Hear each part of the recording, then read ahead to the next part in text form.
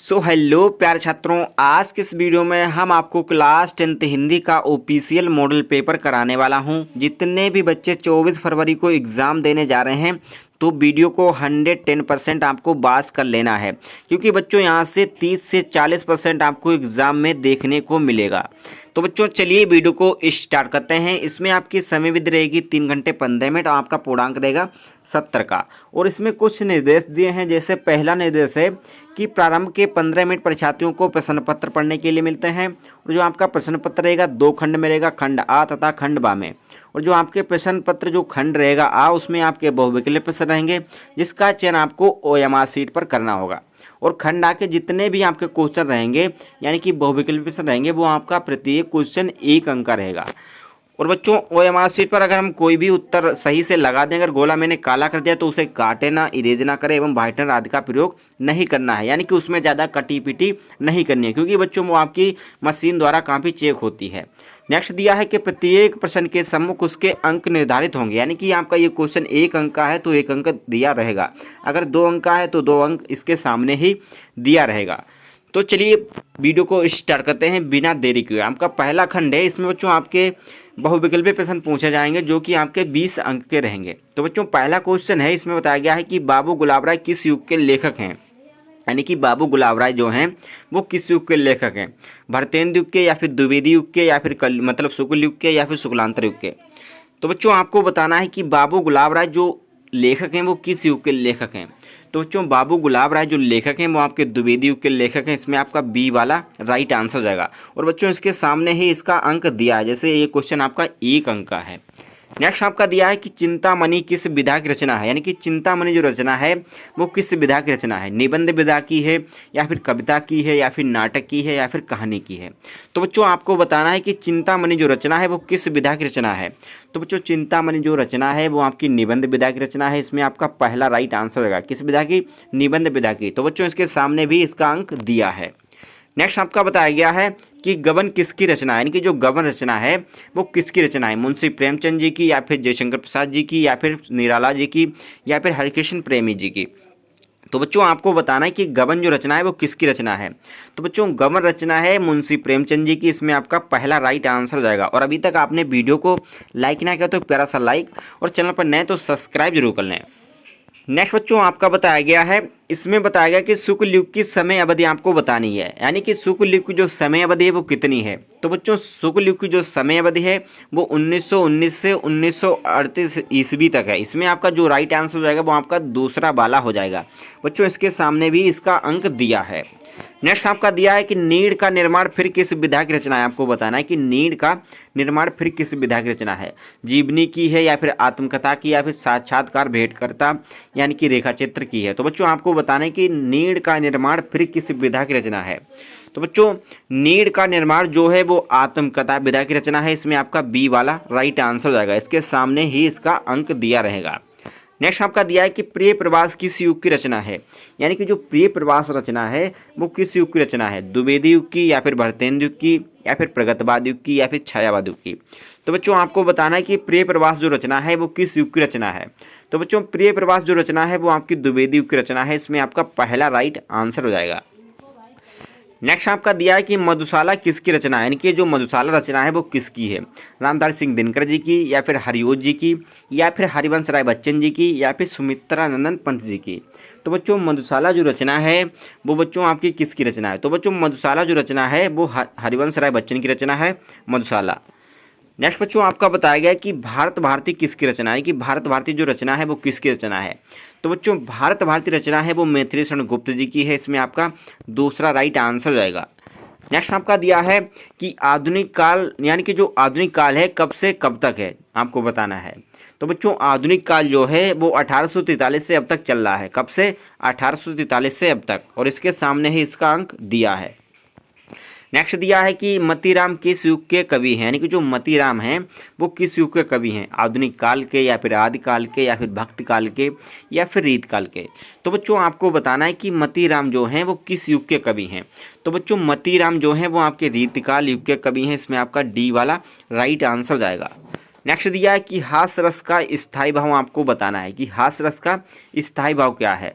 तो बच्चों हास्य रस का स्थायी भाव हास है, इसमें आपका सी वाला राइट आंसर हो जाएगा। अगर हास का पूछ दिया जाए तो बच्चों हास का जो स्थायी भाव वो होता है वो आपका शोक होता है, ठीक है। हास्य का पूछा जाए तो हास, अगर हास का पूछा जाए तो शोक आपको बता देना है, ठीक है। नेक्स्ट दिया है आपका, इसमें बताएगा सोह तोड़े पीठ पर श्याम सलोने गात, मानो नीलमणि शैल पर आतप प्रयो प्रकाश। तो आपको बताना है कि उपरोक्त पंक्तियों में कौन सा अलंकार, यानी कि मानो जानो या जानो। बच्चों में मानो शब्द आ जाता, मानो जानो जानो जे शब्द आपको अगर दिखाई दे, यानी कि जो भी आपका पंक्तियां हो उसमें आपका मानो जानो जान है, अगर ये शब्द आपको दिखाई दे हैं तो आंख मीच कर आपको उत्प्रेक्षा अलंकार लगा देना है। इसमें आपका बी वाला राइट आंसर हो जाएगा। नेक्स्ट दिया है कि रोला छंद में कुल कितने चरण होते हैं, आपको बताना है। तो बच्चों आपको बताना है कि रोला छंद में जो चरण होते हैं वो कितने होते हैं। तो रोला छंद में जो चरण होते हैं बच्चों वो आपके 4 होते हैं, इसमें आपका सी वाला राइट आंसर हो जाएगा। नेक्स्ट दिया है कि आकर्षण शब्द किस उपसर्ग से लिया गया है, यानी कि जो आकर्षण शब्द है वो किस उपसर्ग से लिया गया है। तो बच्चों आकर्षण शब्द है वो अक उपसर्ग से लिया गया है, इसमें आपका सी वाला राइट आंसर हो जाएगा। नेक्स्ट दिया है कि रचना के आधार पर वाक्य के कितने भेद होते हैं, यानी कि जो रचना के आधार पर वाक्य के भेद होते हैं वो कितने होते हैं, 2 होते हैं या फिर 5 होते हैं या फिर 6 होते हैं या फिर 3 होते हैं। तो आपको बताने कि रचना के आधार पर वाक्य के भेद जो होते हैं वो कितने होते हैं। तो बच्चों रचना के आधार पर वाक्य के भेद आपके 3 होते हैं, इसमें आपका डी वाला राइट आंसर जाएगा। नेक्स्ट आपका दिया है कि पीताम्बर में कौन सा समाज है, यानी कि जो पीताम्बर है उसमें कौन सा समाज है, कर्मधारय समाज है, द्वंद्व समाज है, बहुब्रीहि समाज है या तत्पुरुष समाज है। तो बच्चों पीताम्बर में जो समाज है वो आपको बताना है। तो बच्चों पीताम्बर में आपका बहुब्रीहि समाज है, इसमें आपका सी वाला राइट आंसर जाएगा। नेक्स्ट दिया है कि आंसू का तत्सम रूप क्या है, यानी कि जो आंसू का तत्सम रूप है वो आपको बताना है। तो बच्चों आंसू का जो तत्सम रूप है वो असुर है, इसमें आपका पहला राइट आंसर जाएगा। नेक्स्ट दिया है आपका कृतवाच्य में किसकी प्रधानता होती है, यानी कि आपको बताने की कृतवाच्य में किसकी प्रधानता होती है। तो बच्चों कृतवाच्य में जो होती है प्रधानता वो आपकी कर्ता की प्रधानता होती है, इसमें आपका पहला राइट आंसर जाएगा।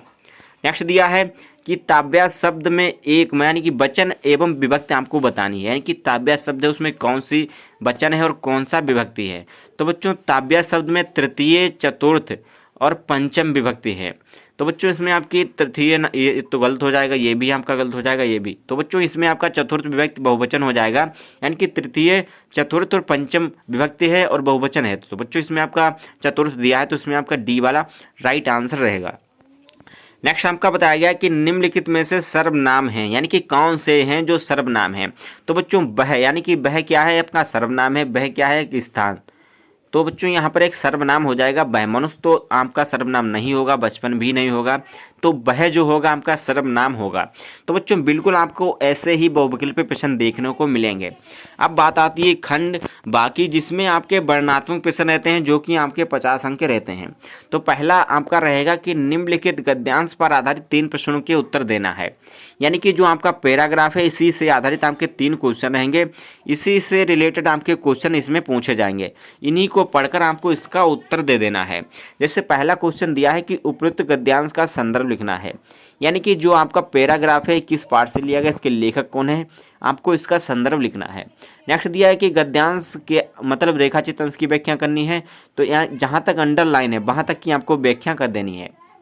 नेक्स्ट आपका बताया गया लेखक के अनुसार समाज में विभिन्नता देखकर लोग एक दूसरे की ओर क्यों आकर्षित होते हैं।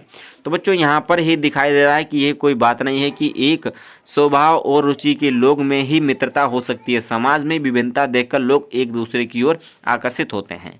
तो बच्चों आपको अच्छी तरीके से पढ़ना है और आपको उत्तर दे देना है। अब बात आती है अथवा में भी दिया होता, अगर आपको एक नहीं भी आ रहा है तो भी आपको चांस मिल जाता है।